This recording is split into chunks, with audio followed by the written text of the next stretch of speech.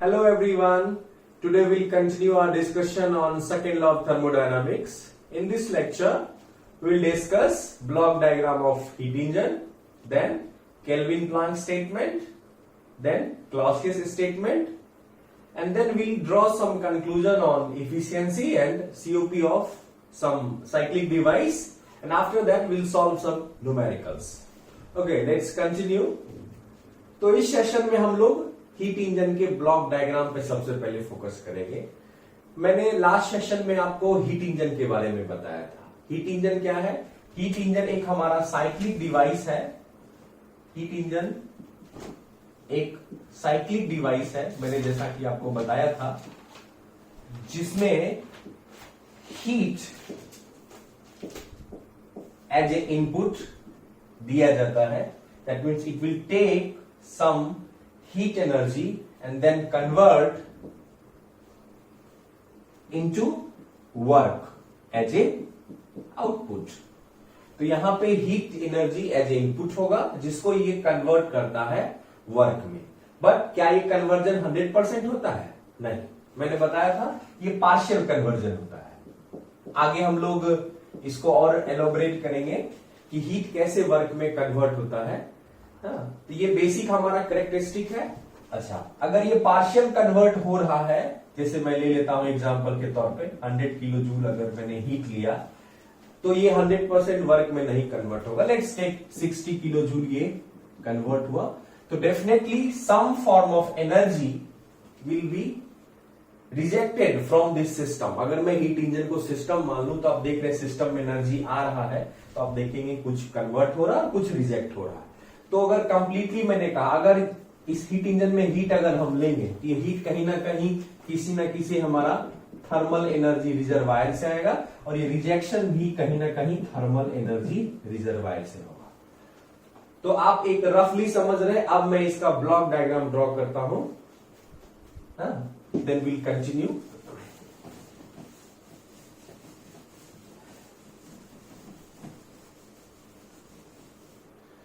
चलिए, तो जैसा कि मैंने बताया है कि हीट इंजन जो है एक साइक्लिक डिवाइस है, तो सबसे पहले हम लोग एक हीट इंजन को ड्रॉ कर लेते हैं। Heat engine, okay. Heat engine चूंकि वर्क प्रोड्यूस करता है, इसलिए इसे हम वर्क प्रोड्यूसिंग साइकिल बोलते हैं।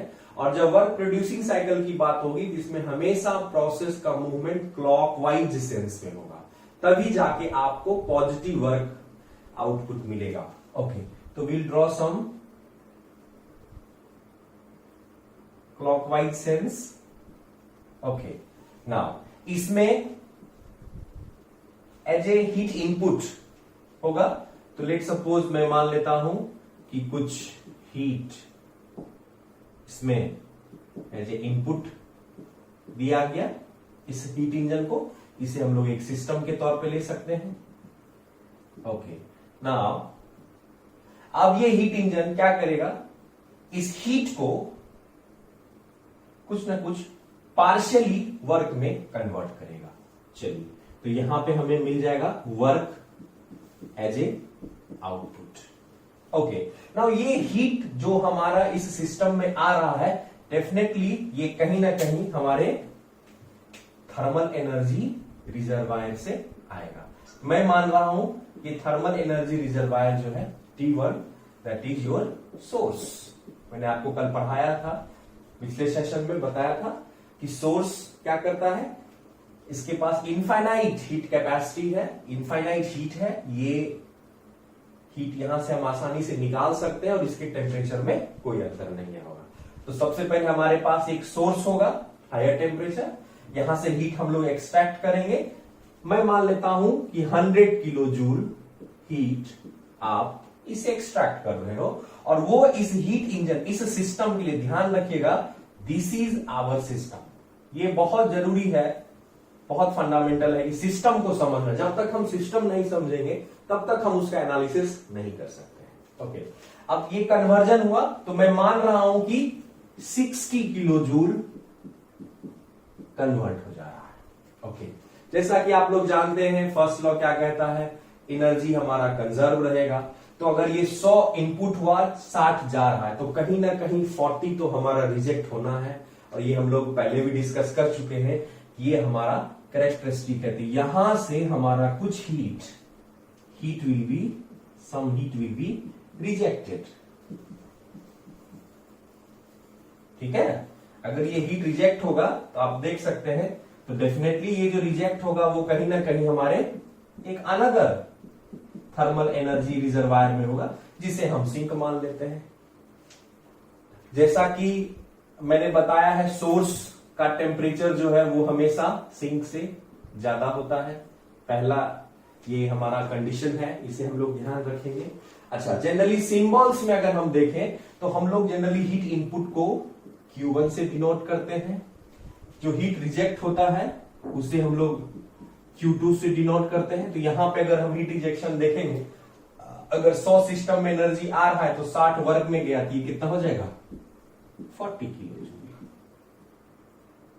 ठीक है, तो Q2 जो है वो heat rejected to the sink या इन्वायरमेंट भी एक तरह का है, या इस सिस्टम से जो हीट रिजेक्ट हो रहा है। माय डियर फ्रेंड, आपको वर्ड्स पकड़ना होगा। इसी तरह के लैंग्वेज आपको क्वेश्चंस में लिखे हुए रहेंगे कि इतना हीट इंजन एक सिस्टम है जो सोर्स से 100 किलो जूल हीट एब्जॉर्ब कर रहा है, जो 60% कन्वर्ट कर दे रहा है, then some amount is rejected, इसको कैलकुलेट करेंगे।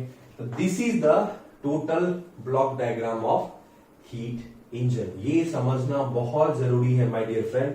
अगर आप इसे नहीं समझेंगे तो आप कॉम्पिटिटिव एग्जाम में बहुत सारे क्वेश्चंस को नहीं सॉल्व कर पाएंगे और आप केल्विन प्लांक स्टेटमेंट को भी नहीं समझ पाएंगे, और यहीं से कहीं ना कहीं हमारा जो है न्यूमेरिकल का कॉन्सेप्ट आता है। इसमें एक चीज, अगर ये हीट इंजन क्या है, सबसे पहले हमने कहा था कि हीट इंजन हमारा एक साइक्लिक डिवाइस है। ठीक है, तो साइक्लिक डिवाइस है तो डेफिनेटली इसका कुछ ना कुछ परफॉर्मेंस होगा। तो यहीं पे नए टर्म का कॉन्सेप्ट आता है, that is performance index of heat engine. Heat engine के परफॉर्मेंस को हम किस टर्म से एक्सप्रेस करेंगे, तो यहीं पे हमारा टर्म आता है, that is called thermal efficiency. अच्छा, किसी भी चीज का परफॉर्मेंस हम लोग किससे देखते हैं, सिंपली बेसिक कॉन्सेप्ट आउटपुट बटा इनपुट। आप भी अपना इफिशियंसी देखना चाहते हैं तो देख सकते हैं कि आप 24 घंटे में कितने घंटे पढ़ते हैं, व्हाट इज योर आउटपुट। अगर आप 8 घंटे पढ़ते हैं 24 घंटे में, तो 24 घंटा फुल इनपुट हुआ, उसमें 8 घंटा आपने एज ए आउटपुट पढ़ा, तो 8/24 1/3 33%। तो आउटपुट बाय इनपुट अगर आप कैलकुलेट करते हैं तो आप उसका परफॉर्मेंस निकाल सकते हैं। चलिए, थर्मल इफिशियंसी क्यों कहा जाता है? एक्चुअली बहुत सारे इफिशियंसी होते हैं, बट यहां पे इसके परफॉर्मेंस को हम थर्मल इफिशियंसी कहेंगे, क्योंकि हम थर्मोडायनामिक्स को डील कर रहे हैं। तो थर्मल वर्ड जो है वो थर्मोडायनामिक्स को रिप्रेजेंट कर रहा है, और इफिशियंसी जो है वो इस हीट इंजन के परफॉर्मेंस को बता रहा है, ये कितना इफेक्टिव है। जैसे 100 का 60% किया, हो सकता है कोई दूसरा हीट इंजन है जो 100 को 30 किलो जूल ही कन्वर्ट करे ना। तो ये आपको समझना होगा ना कि किस हिसाब से यह कन्वर्ट कर रहा है। तो आई कैन से कि जितना ज्यादा ये कन्वर्ट करेगा उतना अच्छा हीट इंजन है। लेट सपोज अगर ये 100 जूल को 80 जूल में किलो जूल में कन्वर्ट कर दे रहा है, तो 80/100 आउटपुट कितना है 80, इनपुट कितना है 100, 80% ना। अगर ये मान लो 100 किलो जूल इनपुट है, ये अगर 20 किलो जूल कन्वर्ट कर रहा है, तो 20/100 दैट इज 20%। तो किसी भी हीट इंजन का जो परफॉर्मेंस है वो हम किस टर्म से एक्सप्रेस करते हैं, that is thermal efficiency of heat engine, जो कि बेसिकली क्या होता है, आउटपुट बाय इनपुट। तो यहां पे आउटपुट जनरली क्या होगा, work output by heat input, that is nothing but Q1 ना। यहां पे ये हमारा बेसिक फॉर्मूला है, और अगर इस फॉर्मूला को आप आगे बढ़ाएंगे तो यहां पे देख सकते हैं कि यहां पे कैसे आप इन तीनों में रिलेशन एस्टैब्लिश करेंगे ना। तो ये तो मैंने आपको बताया work output by heat supply. अभी हम लोग इसमें एक रिलेशन को एस्टैब्लिश करेंगे ना। तो जैसा कि मैंने आपको बताया है, एनर्जी इनपुट बराबर एनर्जी आउटपुट। तो इस सिस्टम में एनर्जी क्या आ रहा है, that is Q1, simply Q1 ले लेंगे बराबर, और आउटपुट क्या जा रहा है, वर्क बाहर है, हीट बाहर जा रहा है। यहां पे साइन कन्वेंशन हम बिल्कुल भी फॉलो नहीं करेंगे, क्योंकि हम एनर्जी की क्वांटिटी को एक्सप्रेस कर रहे हैं, तो क्वांटिटी में साइन कन्वेंशन नहीं लेंगे। वर्क बाहर हो रहा है, that will be dull output plus heat rejected Q2। यहां से आप देखोगे वर्क आउटपुट का फॉर्मूला निकल जाएगा Q1 माइनस Q2। हाँ, तो इसके तहत अगर हम यहां पे उस फॉर्मूला को पुट कर दें तो Q1 minus Q2 by Q1 है, तो यहां से हमारा एक और एक्सप्रेशन निकल जाएगा Q2 by Q1, that will be your thermal efficiency. तो थर्मल इफिशियंसी को दो तरीके से आप बोल सकते हैं, work output by heat supply, अगर डायरेक्ट आपको पता है, नहीं तो अगर हीट रिजेक्टेड, ये क्या है HR, that is nothing but the heat rejected, और ये क्या है हीट एडेड या heat input, that is Q1। तो ये दोनों भी अगर आपको पता है तो डायरेक्टली आप निकाल सकते हैं, ये दोनों पता है तो भी निकाल सकते हैं। इस तीन में कोई भी दो आपको पता होगा तो आप निकाल सकते हैं। कैसे? 100 आ रहा है, Q1 बराबर 100 बराबर 60 प्लस 40, जितना आ रहा है उतना बाहर जाएगा। प्रकृति का यही नियम है ना, that is first law of thermodynamics. चलिए, ये ब्लॉक डायग्राम हो गया और आपने हीट इंजन के परफॉर्मेंस को जाना कि हीट इंजन का परफॉर्मेंस हम कैसे कैलकुलेट करेंगे। डेफिनेटली कभी भी ये आप मैं पढ़ा चुका हूं कल जनरलाइज स्टेटमेंट में कि कभी भी हीट का कंप्लीट कन्वर्जन नहीं होगा, तो वर्क जो है वो हमेशा पार्शियली कन्वर्ट होगा, तो वर्क हमेशा यहाँ पे छोटा होगा, हीट इनपुट बड़ा होगा, इसीलिए इसका इफिशियंसी हमेशा 1 से कम आपको मिलेगा। और उसको परसेंटेज में व्यक्त करेंगे तो लेस देन 100% मिलेगा। लेकिन इस चीज को चलिए हम अभी जस्टिफाई करते हैं केल्विन प्लैंक स्टेटमेंट से। ओके, तो अब हम लोग जो है केल्विन प्लैंक स्टेटमेंट की ओर आ रहे हैं, हम लोग केल्विन प्लैंक स्टेटमेंट की ओर आ रहे हैं। Firstly we'll see the statement of Kelvin Planck statement. It is impossible to construct a heat engine operating in a cycle that produce work by exchanging heat with single reservoir। सबसे पहले my dear friend आपको ये तो याद रखना पड़ेगा, क्योंकि ये इंटरव्यू में हो या किसी भी एग्जाम में एज इट इज पूछा जाता है, आपको इसे बताना होगा और लिखना होगा अच्छे मार्क्स लाने के लिए। लेकिन इसको समझना बहुत जरूरी है। मैं आपको इसे समझने से पहले एक थंब रूल बताना चाहूंगा। केल्विन प्लैंक और क्लॉसियस स्टेटमेंट दोनों को समझने से पहले ना एक बात आपको दिमाग में रखनी होगी कि ये दोनों स्टेटमेंट निगेटिवली फ्रेम्ड है, थोड़ा निगेटिव तरीके से कहा गया है ना, लेकिन हमें समझना इसका जस्ट उल्टा है, पॉजिटिव तरीके से। ठीक है, तो मैं आपको एक सिंपल तरीका से समझाने की कोशिश कर रहा हूं, आप लोग ध्यान दीजिएगा।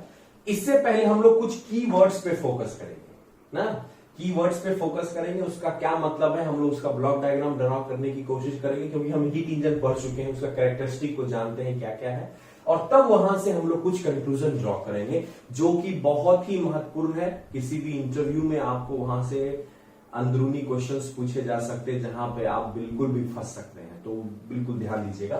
तो सबसे पहले मैं क्या कर रहा हूं कि इम्पॉसिबल को फिलहाल मैं एज्यूम कर रहा हूं कि ये पॉसिबल है। तो it is possible to construct a heat engine, मतलब ये हीट इंजन के बारे में बता रहा है। Operating in A cycle, definitely heat engine क्या है, एक साइकिल पे ऑपरेट कर रहा है, तो पहले मैं मान रहा हूं कि ये मेरा हीट इंजन है ना, जो कि एक साइकिल पे वर्क कर रहा है। ओके, वेरी गुड ना। Okay, that produce work, obviously heat engine क्या है, इसका काम क्या है, वर्क प्रोड्यूस करना। तो मान लीजिए कुछ हीट इधर आया एज ए इनपुट और क्या किया, कुछ वर्क प्रोड्यूस किया एज ए आउटपुट। ठीक है, okay. By exchanging heat with a single reservoir, मेरा कहने का मतलब ये स्टेटमेंट बता रहा है कि हीट इंजन जो हमारा सिस्टम है वो सिर्फ एक ही सिंगल रिजर्वायर से डील कर रहा है। तो हीट एनर्जी चूंकि आ रही है तो डेफिनेटली ये वो सिंगल रिजर्वायर होगा। लेट सपोज मैं मान लेता हूं ये T1 जो कि हमारा सोर्स है ना। दैट मीन्स कि अगर ये जितना हीट लिया उसको 100% कन्वर्ट अगर वर्क में कर देगा तभी तो हमें दूसरे रिजर्वायर की जरूरत नहीं पड़ेगी ना। एग्जाम्पल के लिए समझिए कि अगर मान लीजिए 100 किलो जूल हीट अगर हम सोर्स से ले रहे हैं तो अगर ये एक ही रिजर्वायर से डील कर रहा है तो ये तभी संभव होगा जब वर्क भी इसका कितना हो जाए 100 जूल, ताकि कुछ भी रिजेक्ट नहीं हो। जब हीट रिजेक्ट नहीं होगा तो हमें रिजर्वायर की जरूरत नहीं होगी ना। तो हमने क्या माना था कि ऐसा हीट इंजन बनाना क्या है, पॉसिबल है, जो कि एक ही से डील करे ना। लेकिन my dear friends don't forget, ये तो इम्पॉसिबल है। मतलब आप समझ सकते हैं कि ऐसा बनाना क्या है, बिल्कुल नोट्स में आप इसी तरह लिखेंगे, क्रॉस कर देंगे। क्रॉस का मतलब इस तरह का हीट इंजन बनाना क्या है my dear friend, I hope you can say impossible है, मतलब असंभव है। ऐसा हीट इंजन कभी नहीं बन सकता है ना। मैंने अभी तुरंत बताया कि हीट इंजन की खासियत ही है कि हीट के कुछ पार्ट को, some part of heat will convert into work, कुछ हिस्सा सिर्फ कन्वर्ट होगा और कुछ ना कुछ ये रिजेक्ट होगा। तो देखिए सेंटेंस बिल्कुल निगेटिव सेंटेंस में कहा गया है, लेकिन आपको समझना कैसे है, पॉजिटिव सेंटेंस में। तो पॉजिटिव मतलब ये किस कंडीशन में पॉसिबल, ये इम्पॉसिबल जो है वो किस कंडीशन में पॉसिबल हो सकता है। पॉसिबल तभी होगा ना कि जब इसके अलावे कुछ ना कुछ ना, ये है, मैं अब इसमें चेंज कर रहा हूं। ये कब पॉसिबल होगा, जब हम सिंगल रिजर्वायर की जगह एक से अधिक रिजर्वायर यूज करेंगे। That means more than one. तो वहां पे अगर सिंगल की जगह अगर more than one reservoir use होता है तब ये संभव है, बिल्कुल संभव है ना। तब ये जो इम्पॉसिबल है ये कैसे हो जाएगा ना, किस कंडीशन में ये पॉसिबल होगा, जब ये 100 नहीं कन्वर्ट करके कुछ ना कुछ, T2 ले रहा हूं मैं, सिंक, ये एक और हो सकता है, मान लीजिए T3 है, कोई दिक्कत नहीं है। तो मोर देन 2 जनरली 2 रहता है, या 2 से अधिक भी हो सकता है, इसमें कहीं कोई दिक्कत वाली बात नहीं है। तो आप पहला कंक्लूजन क्या निकालेंगे, सबसे पहली बात तो आपको समझना होगा कि इस स्टेटमेंट का फर्स्ट कंक्लूजन क्या हुआ कि ये स्टेटमेंट बिल्कुल सही है। ऐसा बनाना जो सिर्फ एक रिजर्वायर को डील करे यह असंभव है। तो भैया संभव कब है, जब ये एक से अधिक रिजर्वायर को टैकल करे, डील करे ना। तो that means more than one reservoir से ये हीट एक्सचेंज करेगा, पहली बात। दूसरी बात, अब अगर मान ले रहा हूं मैं कि ये अभी फिलहाल जो है हमारा 2 से ही हीट कर रहा है, ये 100 था, ये 60 बनाया और ये 40 किलो जूल बनाया, ठीक है, वर्क कन्वर्ट किया।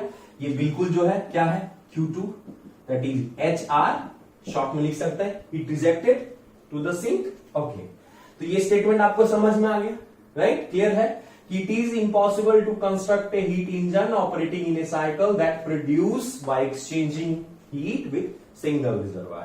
इसको समझना कैसे है, It is possible to construct a heat engine operating in a cycle that produce work by exchanging heat with more than one reservoir. Okay, अब हम लोग देखेंगे तो अब हम लोग कुछ कंक्लूजन यहां से ड्रॉ करेंगे, इसको समझने की कोशिश करेंगे कि इस कंडीशन में यह क्या है, बिल्कुल भी पॉसिबल है। इस कंडीशन में क्या है, ये बिल्कुल भी पॉसिबल है। ओके, पहला कंक्लूजन। दूसरा कंक्लूजन हम इस पे आएंगे कि अगर मैं यहां से कहूं आपको what is the thermal efficiency of this heat engine, अगर हम देखें क्या 100% हो सकता है या 100 से कम होगा या 100 से ज्यादा होगा, इस पे हम एक स्टेटमेंट अभी आपको मैं बताने वाला हूं, उस पर बिल्कुल ध्यान दीजिएगा, बिल्कुल फॉलो करेंगे ना। थर्मल इफिशियंसी बराबर क्या होता है, work output by heat supply, clear है। तो आप जान रहे हैं कि हमेशा जब भी अगर ये एक से अधिक रिजर्वायर से डील करेगा, डेफिनेटली इस Q2 का वैल्यू, Q2 कभी भी 0 नहीं हो सकता, ठीक है। तो Q2 का कुछ मान होगा, डेफिनेटली यहां पे आप देखेंगे जो आपका वर्क आउटपुट है वो हमेशा हीट इनपुट से क्या होगा, छोटा हो जाएगा ना।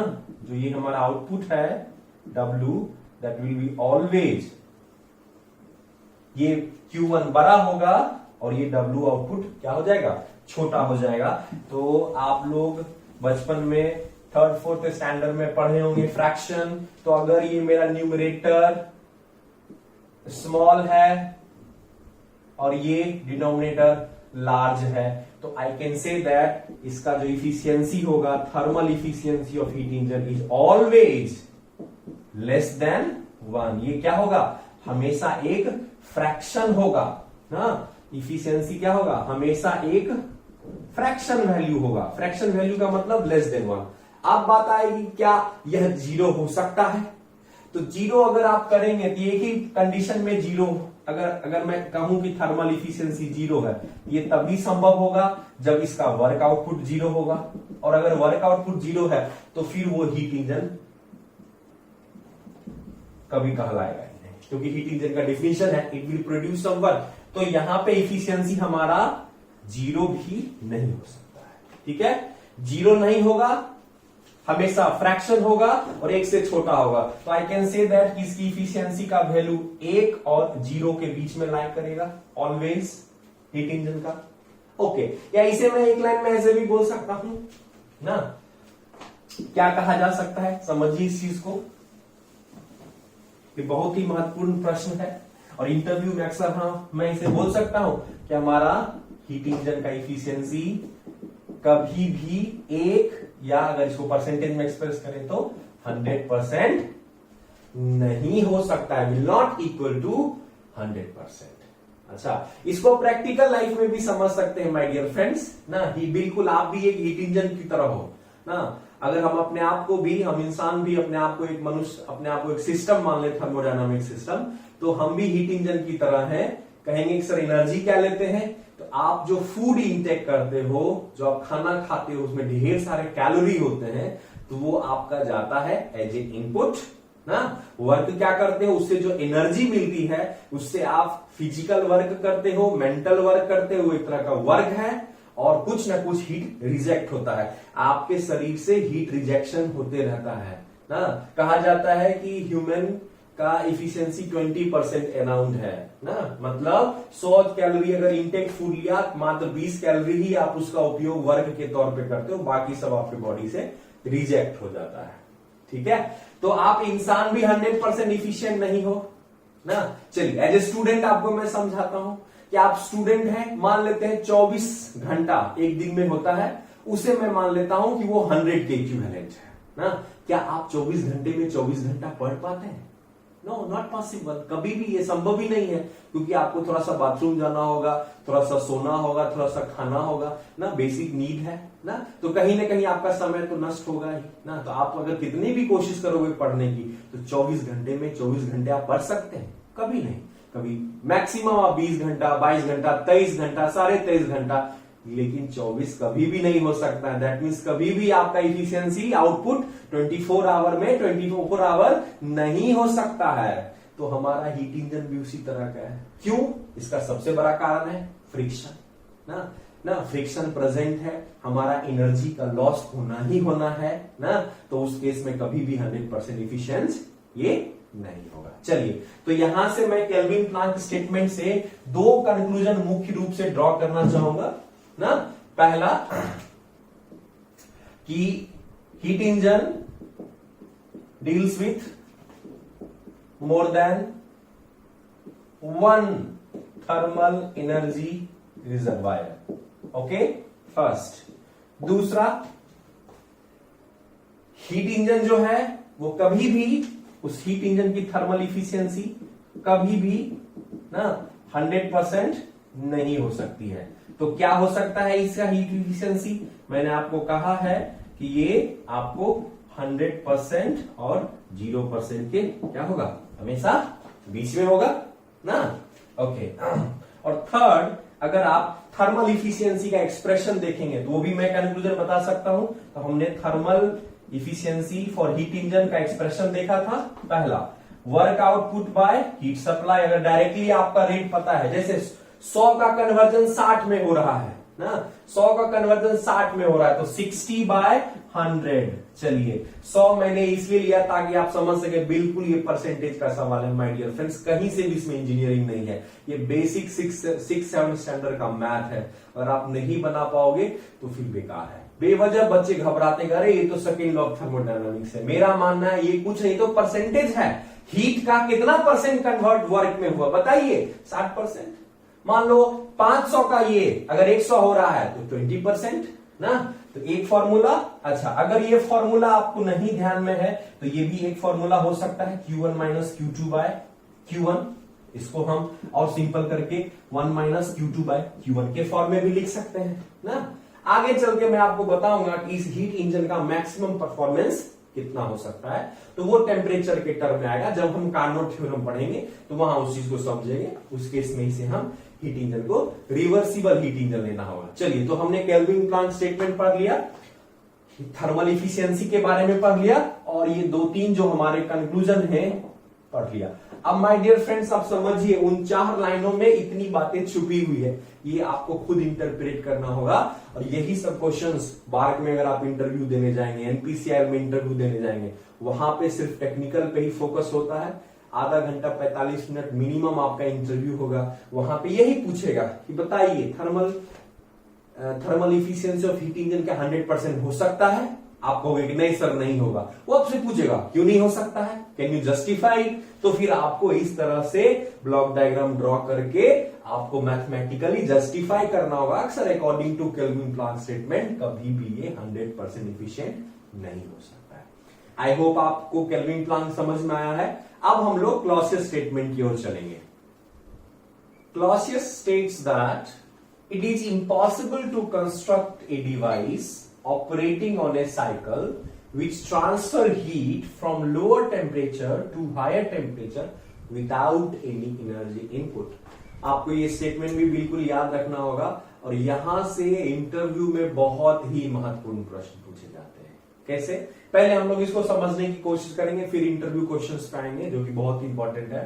हाँ, सबसे पहले फिर वही हम लोग वर्क रूल को फॉलो करेंगे कि पहले इम्पॉसिबल को मान लेंगे ये पॉसिबल है। Okay, it is possible to construct a device operating on a cycle. That means ये भी जो है हमारा एक साइक्लिक डिवाइस की ही बात करता है। ठीक है, ओके चलिए, साइक्लिक डिवाइस की बात करता है तो हमने मान लिया कि एक डिवाइस है ना, okay, which transfers heat from lower temperature to higher temperature ना। ये डिवाइस क्या कर रहा है? Lower temperature. तो आपको याद होगा बहुत आसानी से हम लोग सोर्स और सिंक बना सकते हैं ना। जब भी हीट आएगा या जाएगा तो वो किसी ना किसी रिजर्वर में जाएगा। तो ये पहला मेरा क्या है? सोर्स है, और दूसरा मैं इसे ले लेता हूं सिंक ना। आप जैसा कि हम लोग जानते हैं T1 is always greater than T2 ना, सोर्स हमेशा सिंक से बड़ा होता है। ठीक है, उसके बाद मैं मान रहा हूं कि अब इसमें से हीट का हमारा ट्रांसफर होगा, कहां से? लोअर टेम्परेचर से हायर टेम्परेचर की ओर। ओके चलिए, हो गया। आप ध्यान से देखेंगे ये नेचुरल प्रोसेस नहीं हो, नेचुरली ये नहीं हो सकती, क्योंकि हीट हमेशा हायर टेम्परेचर से लोअर टेम्परेचर की ओर फ्लो करता है नेचुरली। बट फोर्सफुली कहिए या आप बोल सकते हैं in special condition, yes heat can flow from lower temperature to higher temperature. यही इंटरव्यू का क्वेश्चन है, कहेगा कि बताइए हीट का फ्लो कैसे होता है। तो आप अगर सिर्फ कहेंगे sir heat flow from high temperature to low temperature, ये पार्शियली करेक्ट होगा।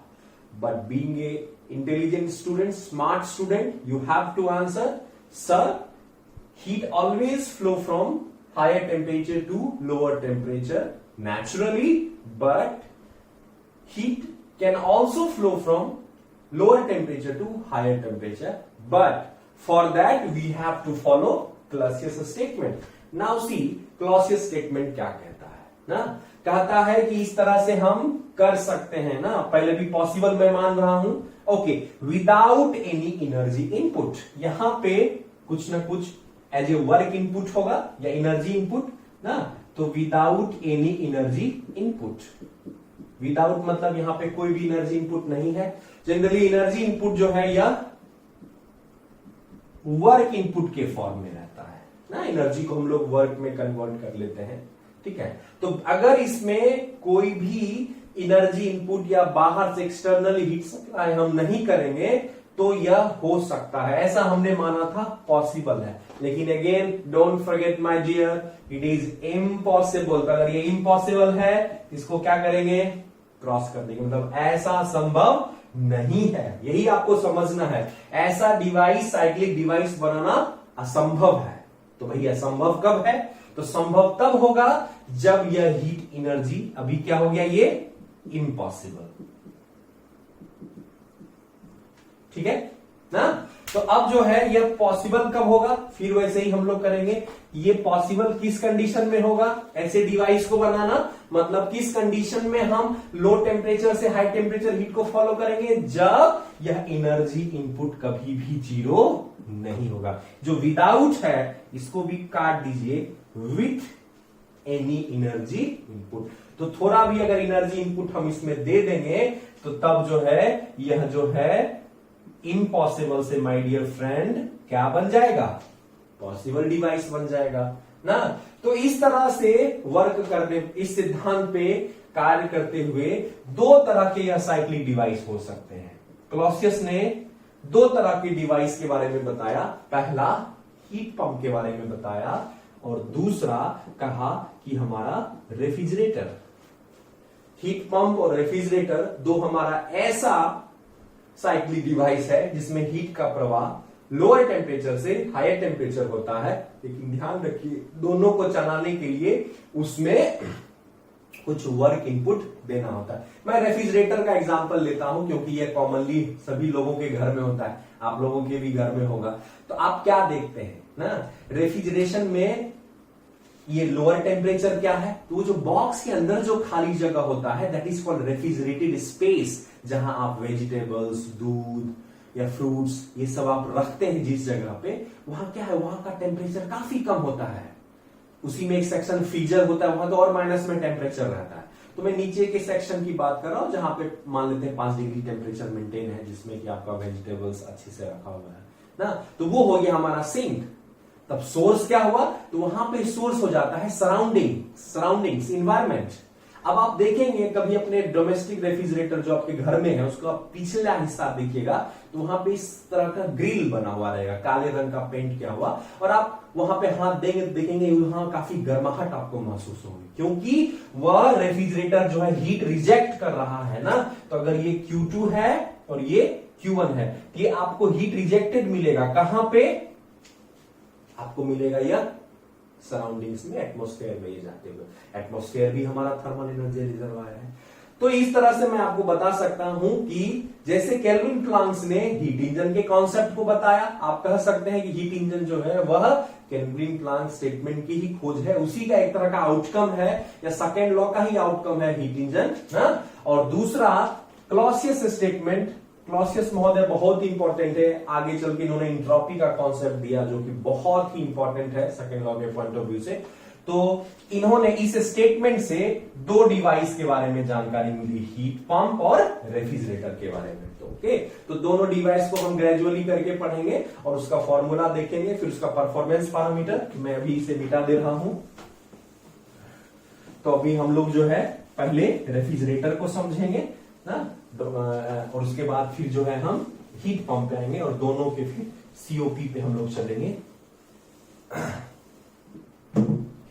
चलिए, तो मान लेता हूं मैं फिलहाल ये अभी हमारा रेफ्रिजरेटर है। ओके, जैसा कि इसमें एनर्जी इनपुट या वर्क इनपुट देते हैं, तो चूंकि ये वर्क एब्जॉर्ब कर रहा है तो इस तरह के साइकिल को हम लोग बोलते हैं वर्क एब्जॉर्बिंग साइकिल।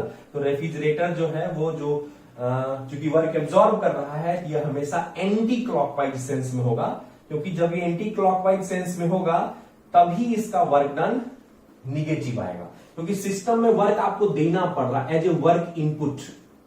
ठीक है, वर्क इनपुट हम देंगे, अच्छा ठीक है, तब ये क्या करेगा, किसी भी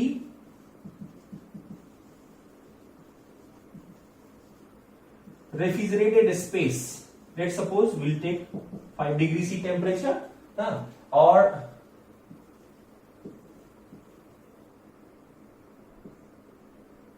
ये हम ले लेते हैं सोर्स, जो कि एक तरह से T1 है, इसे आप सराउंडिंग्स भी ले सकते हैं। ये एक्चुअली में क्या रहता है रेफ्रिजरेशन के केस में, सराउंडिंग्स ही है आपका। ओके, तो ये हमारा, तो ये सोर्स की तरह काम कर रहा है, ये सिंक है हमारा, ये T2 है, ये T1 है। जैसा कि आप जानते हैं T1 is always greater than T2। और कुछ वर्क एनर्जी, क्या ये जीरो होगा? नहीं। अब आप समझे कि वर्क इनपुट आता कैसे है। माय डियर फ्रेंड्स, आपने गौर किया हो कभी रेफ्रिजरेटर आपका बिना इलेक्ट्रिसिटी के चलता है? नहीं, आप उसे इलेक्ट्रिसिटी से पहले कनेक्ट करते हैं, तो इलेक्ट्रिकल एनर्जी जाता है किस फॉर्म में? इलेक्ट्रिकल एनर्जी के फॉर्म में रेफ्रिजरेटर में गया, उसके अंदर मोटर रहता है जिसे वो उस इलेक्ट्रिकल एनर्जी को मैकेनिकल एनर्जी में कन्वर्ट करता है, जो कि आपको साफ्ट एनर्जी के रूप में मिलता है। तो जो मोटर में साफ्ट लगा है वो पहले घूमेगा और उससे कनेक्टेड हमारा कंप्रेशर होता है। तो फ्रिज का कंप्रेशर ऑन होगा, तभी जाके वो कंटिन्यूअसली इस जगह रेफ्रिजरेटर स्पेस में टेम्परेचर मेंटेन करेगा। तो अगर रेफ्रिजरेशन आप पूछेंगे व्हाट इज रेफ्रिजरेटर, तो रेफ्रिजरेटर एक ऐसा साइक्लिक डिवाइस है जो किसी पर्टिकुलर स्पेस में सराउंडिंग की तुलना में लो टेम्परेचर हमेशा कंटिन्यूअसली प्रोड्यूस करके उसको मेंटेन रखता है। फ्रिज में वो हमेशा 5 डिग्री मेंटेन रहेगा। तो इस लो टेम्परेचर को, दैट मीन्स रेफ्रिजरेशन में क्या होगा, हमेशा लोअर टेम्परेचर इज मेंटेन। कैसे? With respect to surrounding. ये समझना बहुत जरूरी है कि सराउंडिंग्स की तुलना में हमेशा लो टेम्परेचर हम मेंटेन करेंगे। ये कब संभव है? अगर इसको मेंटेन करना है तो तभी संभव है जब यहां से हीट खींच के, इस लोअर टेम्परेचर हीट खींच के आपको सराउंडिंग में रिजेक्ट करना होगा। इसी को हम लोग बोलते हैं, that is nothing but the cooling effect of refrigerator, या इसी को बोला जाता है रेफ्रिजरेशन इफेक्ट। ये आप refrigeration and air conditioning subject में भी इस बारे में पढ़ेंगे ना। ओके, तो ये हमारा रेफ्रिजरेशन इफेक्ट हो गया, यही इसका डिजायर इफेक्ट हो गया। डिजायर इफेक्ट आप समझेंगे, there is a word called desire effect. हर एक लोगों की, सबकी अपनी अपनी चाहत होती है। डिजायर इफेक्ट, इसे थोड़ा और अच्छे तरह से फील करने के लिए मैं इसका हिंदी नाम लिख रहा हूं अपना, मेरा ये वर्जन है। चाहत, चाहत कहिए तो ज्यादा अच्छी फीलिंग आपको आएगी कि रेफ्रिजरेटर की चाहत क्या है। तो रेफ्रिजरेटर की चाहत है हमेशा कूलिंग इफेक्ट को मेंटेन रखें, इस टेम्परेचर को मेंटेन रखें ना।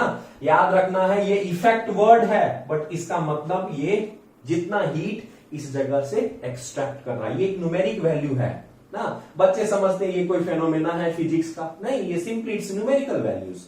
ये हीट खींचेगा तभी जाके ये कंटिन्यूअसली यहां लो टेम्परेचर मेंटेन कर पाएगा। तो रेफ्रिजरेटर का डिजायर इफेक्ट क्या है ना, that will be your Q2 ना। ओके, चलिए, तो यहां पे थोड़ा सा मैं आपको फॉर्मूला की ओर ले चल रहा हूं कि ये हमारा लेट सपोज Q2 है, जा रहा है, ये Q1 है ना, दैट इज शॉर्ट में लिख देता हूं RE ना। ओके, चलिए,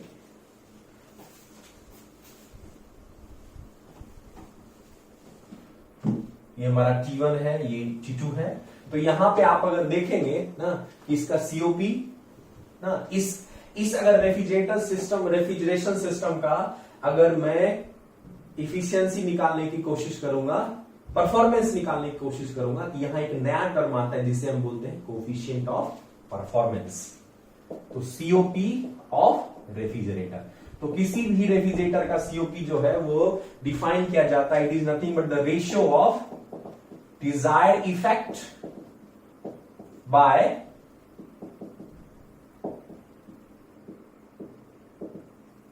हीट सप्लाई। दैट मीन्स इसका डिजायर इफेक्ट क्या है, that is nothing but the cooling effect Q2 by work input. तो एक फॉर्मूला तो आपका COP का ये हो गया ना। दूसरा फॉर्मूला, अगर इस वर्क इनपुट को हम Q1 Q2 में एक्सप्रेस करना चाहें तो कोई बात नहीं है, लगा दीजिए first law of thermodynamics, energy input बराबर एनर्जी आउटपुट। इस सिस्टम में कितना एनर्जी इनपुट हो रहा है, इनपुट कहने का मतलब इस सिस्टम में कौन सी एनर्जी आ रही है, ये अंदर जा रही है, ये अंदर जा रही है क्योंकि ये हमारा सिस्टम है, और ये बाहर फेंक रहा है। इनपुट में इस दोनों को जोड़ के लिख दीजिए, W इनपुट प्लस Q2 बराबर आउटपुट क्या हो रहा है, Q1। तो माय डियर फ्रेंड, यहां से आपको फॉर्मूला क्या निकल गया, Q1 माइनस Q2। चलिए, तो इसको अगर हम यहां पुट कर देंगे तो यह भी एक फॉर्मूला हो जाएगा Q1 माइनस Q2।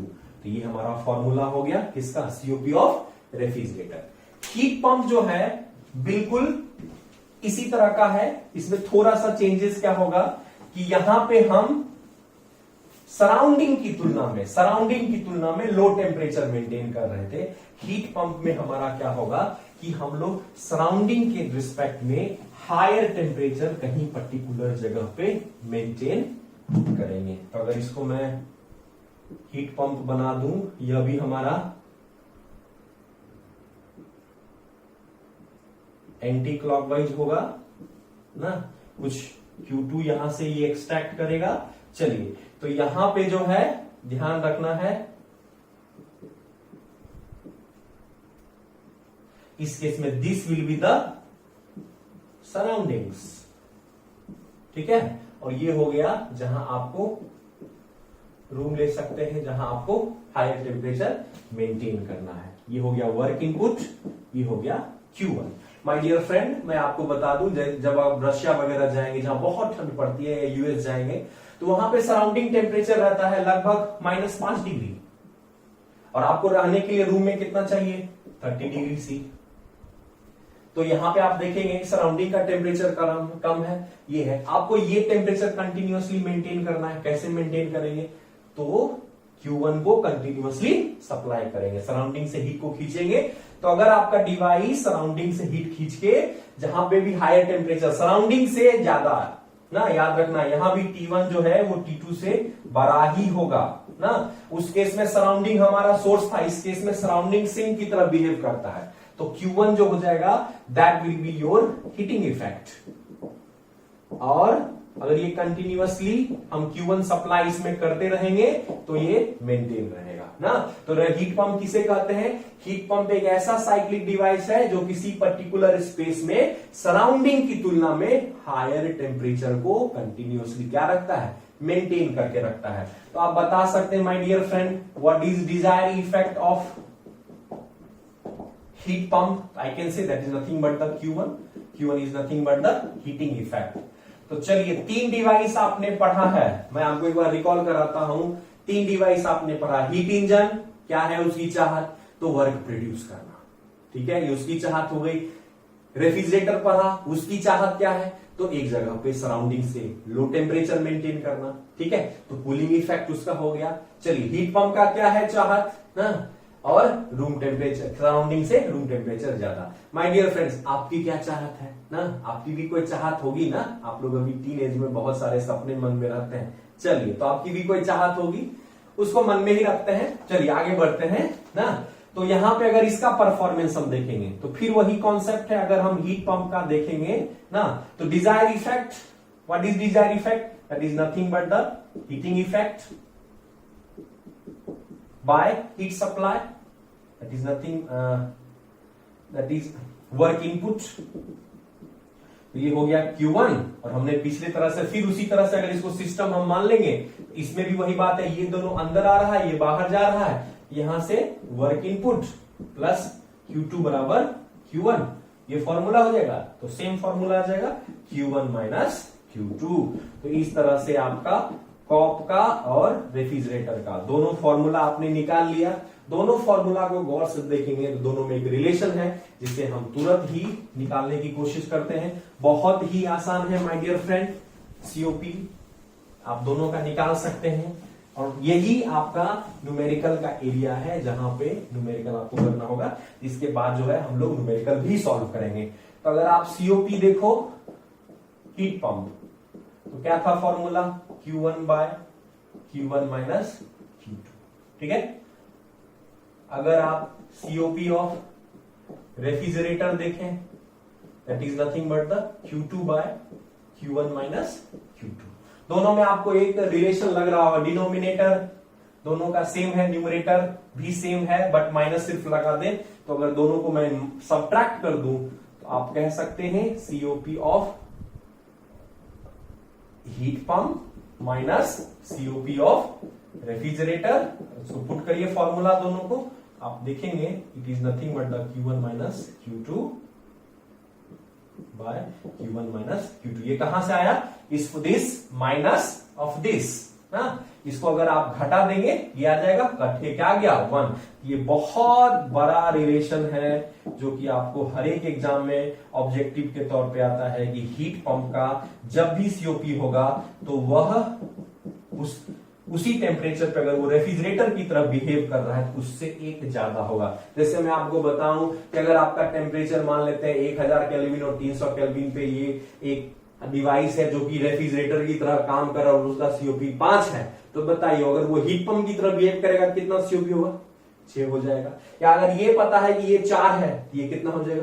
3 हो जाएगा। ये बहुत ही इंपॉर्टेंट रिलेशन है जो आपको याद रखना है। चलिए हम लोग सीओपी पर लिया। सीओपी क्या है? Coefficient of performance. Heat engine का है परफॉर्मेंस हम इफिशियंसी से चेक करते हैं ना, इफिशियंसी हमेशा 1 से छोटा हो सकता है, लेकिन सीओपी का मान आप देख सकते हैं 1 प्लस समथिंग है। सीओपी ऑफ एचपी 1 प्लस, तो आप समझ सकते हैं कि सीओपी का मान ना 1 से बड़ा भी हो सकता है, 1 से छोटा भी हो सकता है ना, इक्वल टू 1 भी हो सकता है। सब मैथमेटिकली पॉसिबल है, लेकिन जनरली सीओपी का मान हमेशा 1 से बड़ा होता है। और यही कारण है कि इसके परफॉर्मेंस को चेक करने के लिए हमने इफिशियंसी टर्म का यूज नहीं किया, क्योंकि अगर इफिशियंसी टर्म को यूज करेंगे तो वो तो 1 से कम हमेशा होता है और यहाँ पे वैल्यू 1 से बड़ा आ रहा है, तो ये कंफ्लिक्ट हो जाता। तो इसीलिए साइंटिस्ट बोला कि चलो यार इसका नाम दूसरा रख देते हैं। तो आपको समझना होगा दोनों का कॉन्सेप्ट सेम है। Both are the performance parameter of device, performance index of a device. Heat engine का परफॉर्मेंस इंडेक्स इफिशियंसी बताता है, जितना ज्यादा इफिशियंसी उतना अच्छा हीट इंजन। सीओपी उस हीट पंप या रेफ्रिजरेटर का परफॉर्मेंस बताता है, जितना ज्यादा सीओपी का वैल्यू होगा उतना ज्यादा आपका डिवाइस अच्छा होगा। ठीक है, चलिए तो ये हमने देख लिया। अब हम लोग जो है इस पे आधारित कुछ न्यूमेरिकल की ओर चलते हैं। We'll solve 2 numericals. मैं आपको भी 2 न्यूमेरिकल डिस्कस करूंगा एक हीट पंप का क्लॉसियस स्टेटमेंट पे और एक केल्विन प्लांक्स पे। Okay, let's solve A question. ये आपके सबसे फेमस एसएससी जेई 2015 का क्वेश्चन है और देखिए कितना सिंपल क्वेश्चन है जो कि पूछा गया है। दिखने में आपको ये डरावना लगेगा लेकिन बहुत सिंपल है। अगर आपका कंसेप्ट क्लियर है तो इस क्वेश्चन को आप 20 सेकंड 30 सेकंड्स में बना सकते हैं माय डियर फ्रेंड, विश्वास करिए आप मेरा। चलिए क्वेश्चन को पहले पढ़ते हैं और ब्लॉक डायग्राम अगर आपको बनाना आता है तो आप तुरंत बना लेंगे। चलिए, तो कह रहा है ए हीट इंजन, ठीक है, तो हमारे पास एक हीट इंजन है, रिसीव्स हीट कितना 1000 किलो जूल। तो मान लीजिए ये रहा आपका heat engine my dear friend. चलिए आप इसका ब्लॉक डायग्राम जानते हैं, कहीं ना कहीं से ये हीट इसमें मान लेते हैं T1 है आएगा और कुछ ना कुछ ये क्या करेगा, रिजेक्ट करेगा। ठीक है, चलिए आ कितना रहा है, दिया हुआ है कितना, Q1 यहां पे दिया हुआ है 1000 किलो जूल। ठीक है, ओके, क्लॉकवाइज डायरेक्शन ले लेते हैं इसका। ओके, उसके बाद produce 600 kilo joule of work, ये भी दिया हुआ है कि वर्क आउटपुट कितना इसका है 600 किलो जूल। ओके, ठीक है, बहुत है। ये डिफिनीशन ये हीट इंजन का 1000 आ रहा है, 600 कन्वर्ट कर रहा है। पूछ रहा है आपसे amount of heat rejected, that is कितना हीट सिस्टम से हमारा रिजेक्ट हो रहा है। ठीक है, और इसकी इफिशियंसी क्या है माय डियर फ्रेंड। इससे इजी क्वेश्चन कुछ भी नहीं हो सकता। आप क्वेश्चन पढ़ते पढ़ते आप पकड़ लेंगे कि आपको पूछा क्या जा रहा है ना। 1000 इनपुट हो रहा है, कन्वर्ट कर रहा है 600, तो आप कन्वर्जन रेट क्या है, 100 का 60, 1000 का 600। I can say efficiency will be how much. अगर मैं इफिशियंसी की बात करूं तो वर्क आउटपुट 600 बटा एनर्जी इनपुट कितना 1000, क्या आंसर हो गया 60%। अगर आपका मेंटल एबिलिटी थोड़ा अच्छा है, थोड़ा सा परसेंटेज अच्छा है, आपको पेन भी नहीं उठाना पड़ेगा, सिर्फ डायग्राम से आप क्लिक कर देंगे तो आपको आ गया इफिशियंसी कितना 60%। चलिए, तो ये 2 ऑप्शन तो बिल्कुल भी नहीं होगा। इस 2 ऑप्शन में चलिए एक हमें मिल गया, बट स्टिल कंफ्यूजन कितना रिजेक्ट होगा। तो आपको मैंने कब कितनी बार कहा है, फर्स्ट लॉ हमेशा वैलिड होगा। 1000 आ रहा है, 600 गया, कितना यहां बचेगा। इसके लिए क्या आपको विशेष दिमाग लगाने की जरूरत है? बिल्कुल भी नहीं। ये तो आप बहुत ही इजीली बना सकते हैं। चलिए, व्हाट इज द आंसर? 460%। चलिए, बहुत इजी क्वेश्चन है। अब आप लोग समझ गए कैसे बनेगा। ओके, नाउ हम लोग एक क्लॉसेस स्टेटमेंट एक क्वेश्चन सॉल्व करेंगे। Okay, let's solve ISRO question. अभी आप इसरो का क्वेश्चन सॉल्व करेंगे। इसरो 2017 में पूछा गया है for the post of technical assistant. तो डिप्लोमा करने के बाद जब आप डिप्लोमा आपका कंप्लीट हो जाएगा तो आप इस पोस्ट के लिए अप्लाई कर सकते हैं। तो आपको कॉम्पिटिटिव एग्जाम देना होगा।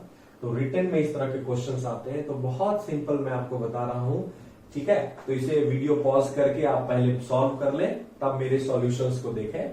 तो क्वेश्चंस पहले समझ लीजिए, बहुत इंपॉर्टेंट है। A refrigerator unit has a COP of 4। तो हमारे पास एक रेफ्रिजरेशन सिस्टम है जिसका सीओपी कितना है? 4। तो अगर रेफ्रिजरेटर है तो लेट सपोज हीट पंप होता तो 5 इसका होता, नहीं? Okay, extracts 10 kilo joule heat. 10 kilo joule heat ले रहा है, कहां से? From the cold reservoir. तो मतलब ये रेफ्रिजरेटर जो है हीट कहां से ले रहा है? 10 किलो जूल ना। ओके, और सीओपी कितना है? 4 है, ठीक है। अब इस क्वेश्चन में कह रहा है इफ दिस मशीन